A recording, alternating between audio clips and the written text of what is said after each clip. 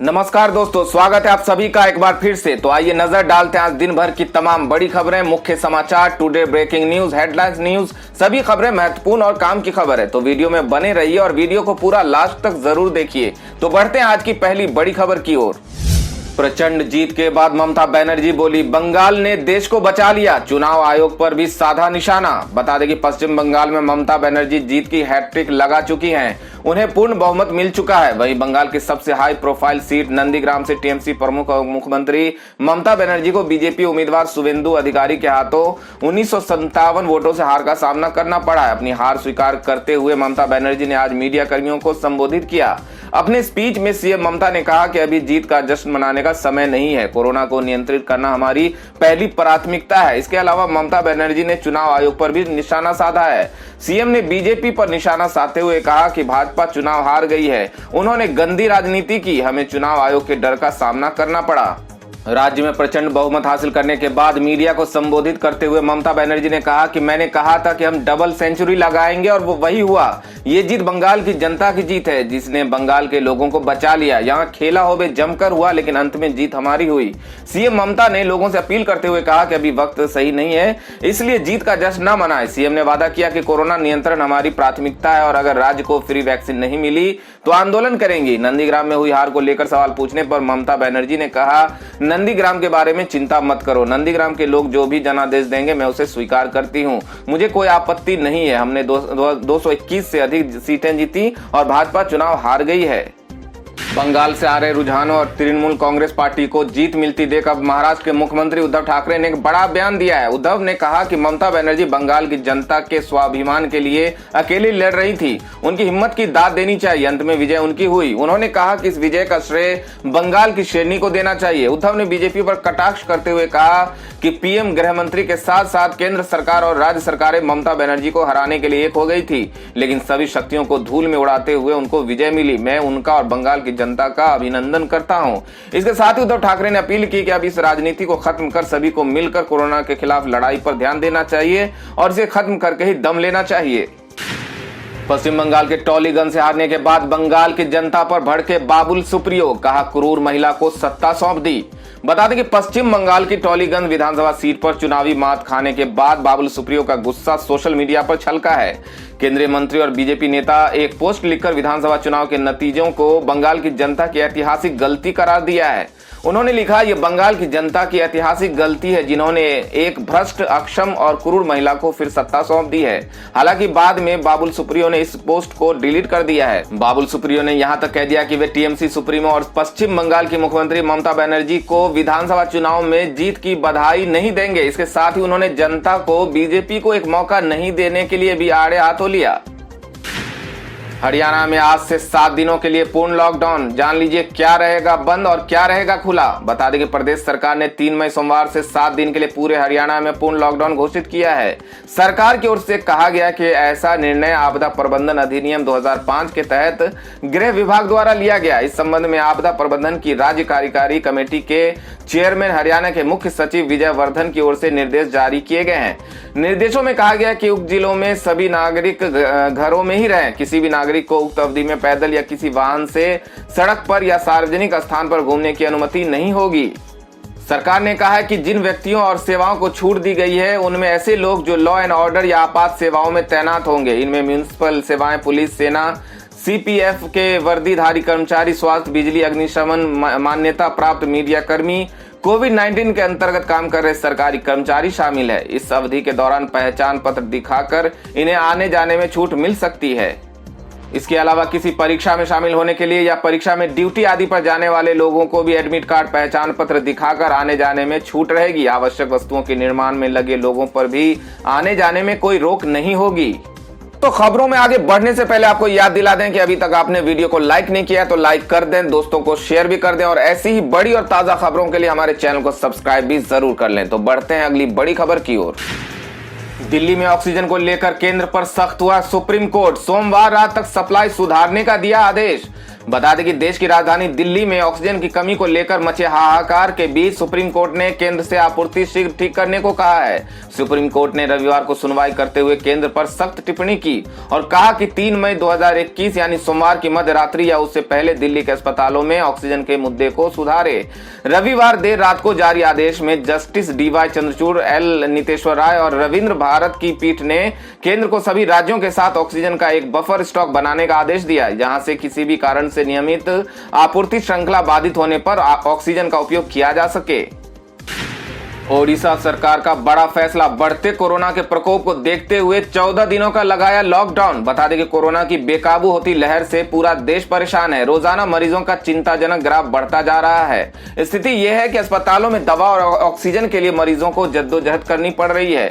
इसी बीच न जाने कितने मरीज इलाज के अभाव में दम तोड़ रहे हैं। ऐसे में बढ़ते कोरोना संकट के बीच ओडिशा की नवीन पटनायक सरकार ने बड़ा फैसला लिया है। राज्य में 14 दिन का पूर्ण लॉकडाउन लगाने की घोषणा की है।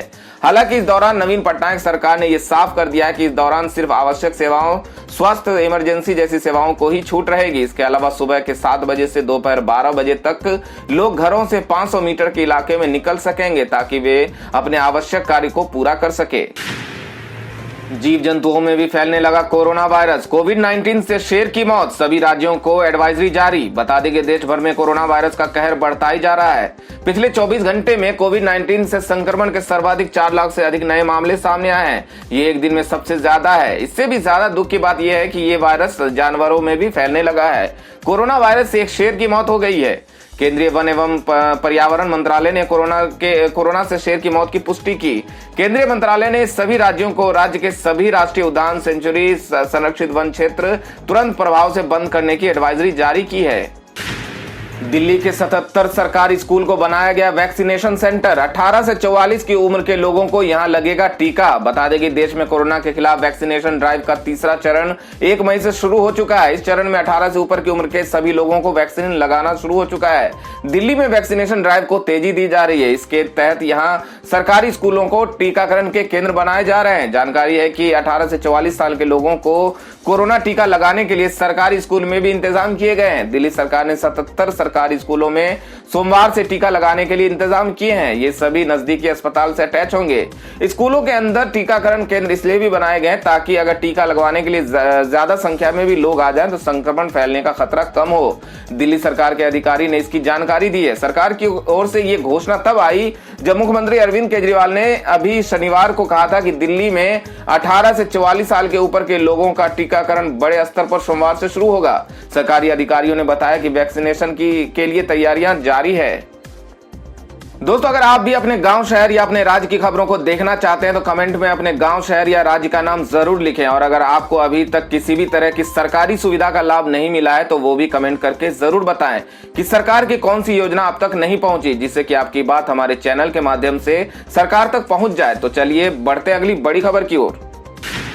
पश्चिम बंगाल में भाजपा की हार पर बोले किसान नेता राकेश टिकैत, अगर सत्ता अहंकारी पूंजीपतियों की वफादार हो तो जनता यूं ही सबक सिखाती है। बता दें कि पश्चिम बंगाल और केरल समेत कई राज्यों की विधानसभा चुनाव हार गई भाजपा को लेकर उसके विरोधी दलों की त्योरी चढ़ गई है। किसान आंदोलनकारी भी भाजपा की हार का जश्न मना रहे हैं। आज किसान नेता राकेश टिकैत ने भाजपा को आड़े हाथों लिया। टिकैत ने अपने ऑफिशियल ट्विटर अकाउंट पे लिखा, जब सत्ता अहंकारी, निरंकुश और पूंजीपतियों की वफादार हो जाए तो जनता के पास वोट की चोट की ताकत ही सत्ता को सबक सिखाती है।